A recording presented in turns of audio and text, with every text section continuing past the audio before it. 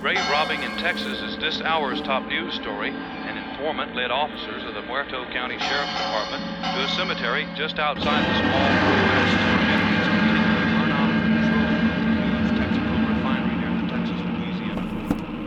Three storage units exploded into flames.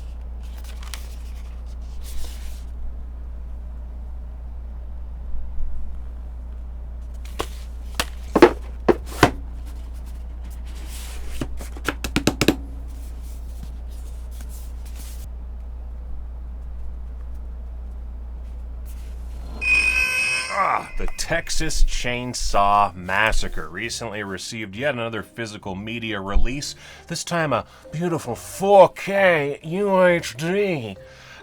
Both from Dark Sky and Second Sight, and me being, well, me, I went with the red coat variant. Things happen hereabout. As far as tributes to Tobe Hooper's first proper masterpiece go, this is a strong package, although it's not without small flaws. Luckily, the biggest of these is right in front of you. It's the artwork. This isn't necessarily terrible graphic design or anything, but it is incredibly boring for such a seminal classic, and frankly doesn't hold a candle to the Dark Sky release as far as artwork goes. Naturally branching... Can we not afford tape? Is that not a thing anymore? Naturally branching off from there, the art cards included are also pretty uninspired, but luckily I don't give two dicks of a shit about art cards, so whatever. The set is separated into 3 discs, a 4K UHD and 2 Region B Blu-rays. The 4K includes everything, which is a welcome surprise, while film and extras are spread over the other 2. Picture quality is, unsurprisingly, the best I've ever seen with this film, which is, as you might imagine, has enough built-in grunge that it's almost impossible to clean it up too much. Daniel Pearl cinematography, it's 16 millimeter, super chunky grain, and you know what? On my TV, it looks a fuckity nice. Young lady, you just take it easy there now. I can only say so much about the audio since I use a soundbar, but to my ears, it sounds great. I don't have any hot takes here. It's yet another strong disc from Second Sight. Oh my gosh, what a surprise.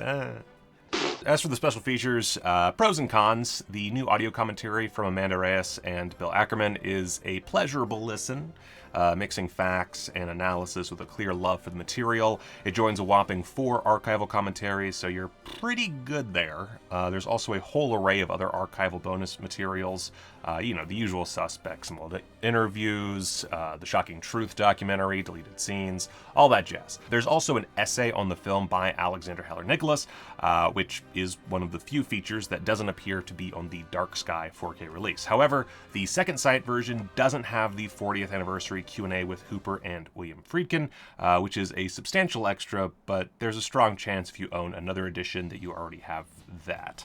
Still, it's a notable one to not have on this disc.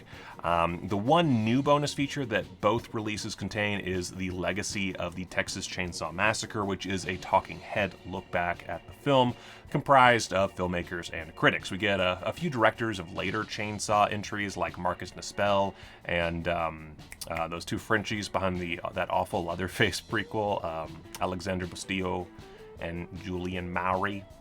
I don't know, French names. Great directors, bad movie.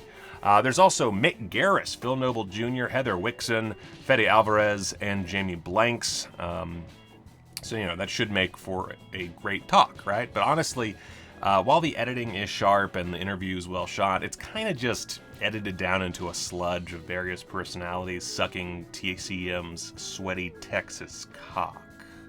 The idea of the female protagonist, or a female protagonist in a genre, not just a genre, but a industry that is dominated by male action stars, was a very, very important change that came. It's very hard to kind of find a performance from a guy in a horror movie as visceral and as authentic as Marilyn. Because she is a lion. She is not a lamb. She is not led to slaughter. I had hoped that it would delve into the franchise as a whole, perhaps get into the nitty-gritty of the film's actual influence, or something other than various iterations of, look how freaking revolutionary this was. But that doesn't really happen. It's kind of lame. Also, Adam Marcus is there. Ugh. He didn't go to the best film school. Admittedly, there's not a whole lot you can do with the OG film at this point. It's been talked about to death. But with that comes the opportunity to get wild with any further documentaries, to try new critical assessments, or to get needlessly specific, perhaps so analytical that not even a 3-hour surplus of content could keep the personalities at bay. This, however, it's just a limp jerk session with the occasional gem from Mick Garris. He is great. Any movie maker wants the ability to not worry about where the money is coming from, how many days you can shoot. If you can keep production going, you don't think about how hard it is to live in Hollywood and try to be a part of that machine. So yeah, and it's too bad. If this is your first time watching the Texas Chainsaw Massacre, I guess you would get something out of it, but I don't know. It didn't work for me, and I think that might just be there might be a bias there with how much Texas Chainsaw content I have ingested in my life. So mileage may vary. I personally just did not find it very good. However, as I already said, this is a beautiful transfer, and I can't imagine the film looking much better. That plus you got all those commentaries, including the exclusive new one specific to the second set release. They make this a high recommendation. Although, admittedly, I don't know that it's quite a big enough upgrade to completely disregard the Dark Sky release. The only huge difference, as far as I'm concerned, is the inclusion of a book of essays, which it's a real thick girl. Look at this thick broad. Look at that thick broad. Oh my goodness. Oh, big girls need love too. But they gotta pay. As for the film itself, it's the Texas Chainsaw Massacre. It's basically a perfect horror film, and it changed the entire course of the genre, yada yada yada. What more do you want? I hope you're not too uncomfortable down there. I don't know, here's a few notes. I love that Sally's family home is super creepy, dark, and decrepit, while the Sawyer homestead overall comes across as pretty normal and bright. Sure, they have a disconcerting number of abandoned cars out back, and of course, once you delve further into the house, things get a bit more nauseating, but just look at this place. It's a nice little house. Shit, they even have a love of the arts. I appreciate the cook somewhat subtly trying to avert catastrophe early on after learning that the gaggle of teens is at least partially from the area. So now look, you boys don't want to go mess around no old house? Them girls now, they don't want to go messing around no old house. Despite that, once it's apparent that shit's gone south for them, he happily joins in and shows his true colors. Really fantastic stand-up performance by Jim Sydow. Gunnar Hansen and Edwin Neal are obviously great, but I feel like Sydow really ties the whole thing together. Nobody's gonna hurt you. He's like a good rug. His assistant is great too, and it's kind of sad that he never came back. Just a weird dude who's not great at washing windshields. Daniel Pearl's cinematography is stellar, minus one or two shots. It never tries to get too fancy and instead sticks to the hot, gross cinema verite approach that he would later mostly abandon for the 2003 remake.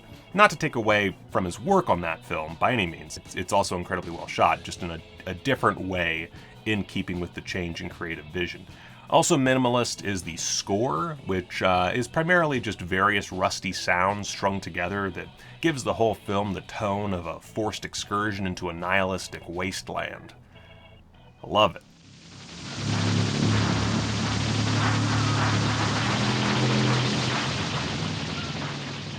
If there's any sort of negative here, I suppose our gang of victims are pretty forgettable outside of Marilyn Burns' Sally and Paul Partain's Franklin, whose chaotic brother-sister relationship maintains the hyper-realistic atmosphere.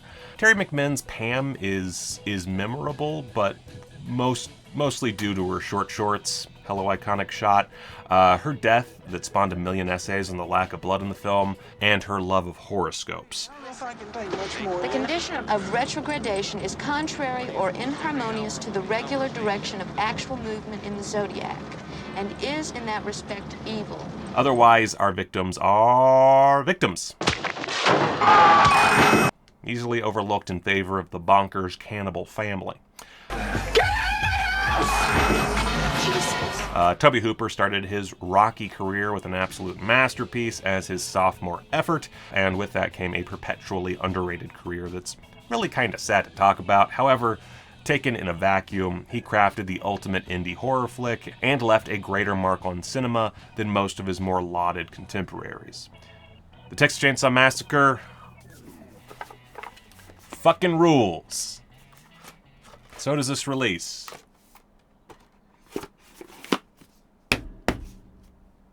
Go watch a movie. The film which you are about to see is an account of the tragedy which befell a group of 5 youths. In particular, Sally Hardesty and her invalid brother, Franklin. It is all the more tragic in that they were young. But had they lived very, very long lives, they could not have expected, nor would they have wished to see as much of the mad and macabre as they were to see that day. For them, an idyllic summer afternoon drive became a nightmare. The events of that day were to lead to the discovery of one of the most bizarre crimes in the annals of American history, the Texas Chainsaw Massacre.